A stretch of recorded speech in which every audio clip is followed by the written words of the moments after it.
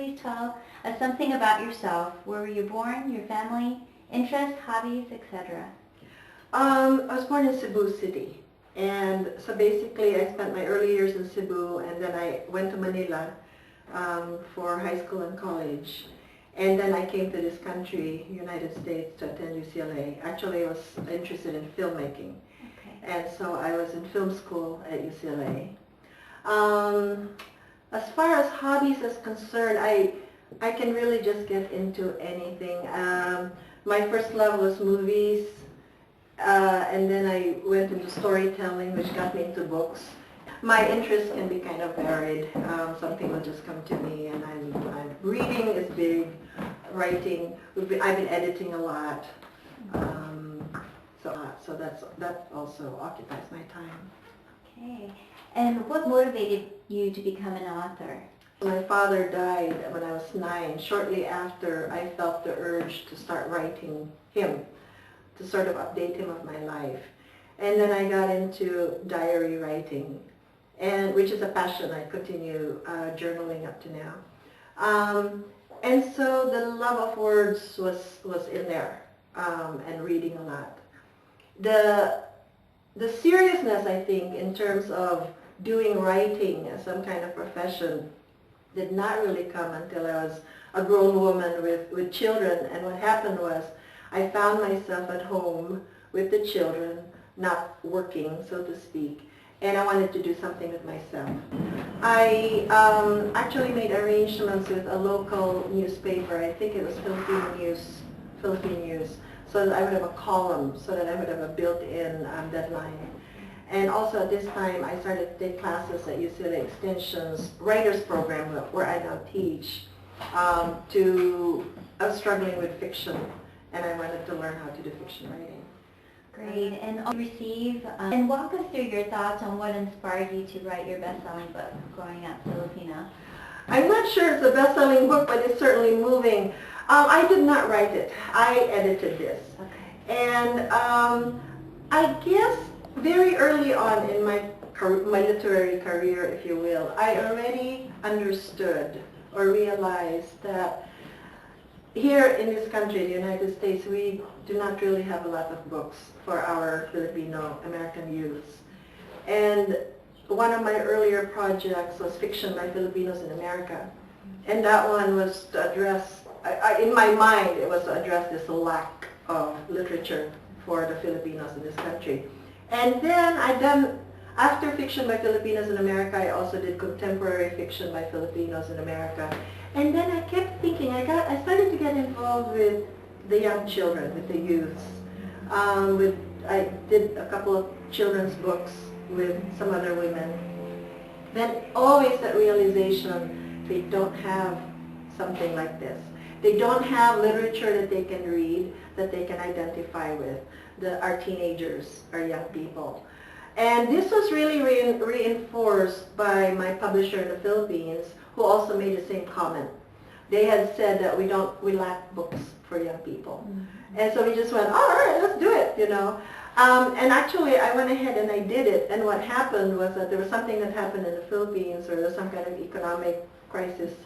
And then my publisher there has actually been very, very good to me, could not publish it at that time. Mm-hmm. So my business, Philippine American Literary House, went ahead and published it. So we have an American version, and then we have the Philippine version, because then my Philippine publisher wanted to buy the Philippine rights. Okay. So to me it's very interesting, because I've done other things, a couple of novels and short story collections now, but this one has just taken on a life on its own. It's very amusing to me that it's very popular. Right. Also in the Philippines. It's also very popular in the Philippines. Oh, that's wonderful. So, that were your favorite that you were working on? Favorites. My novel was a challenge. It came out in the Philippines as Song of Yvonne, and in this country as When the Rainbow Goddess Wept. And just this week I found out that apparently there was a Turkish edition of it in Turkey. My University of Michigan Press, my publisher, failed to let me know that some publisher in Istanbul had bought it and translated it. So, you know, it's to me it's all magical. All these projects are sort of like children, and they have their different personalities. And so growing up Filipino is doing something, and something I did many years ago when the Rainbow Goddess Wept or Song of Yvonne is still doing magical things to me. You know, it's just fascinating. So that was interesting because to write a novel to me is not easy at all.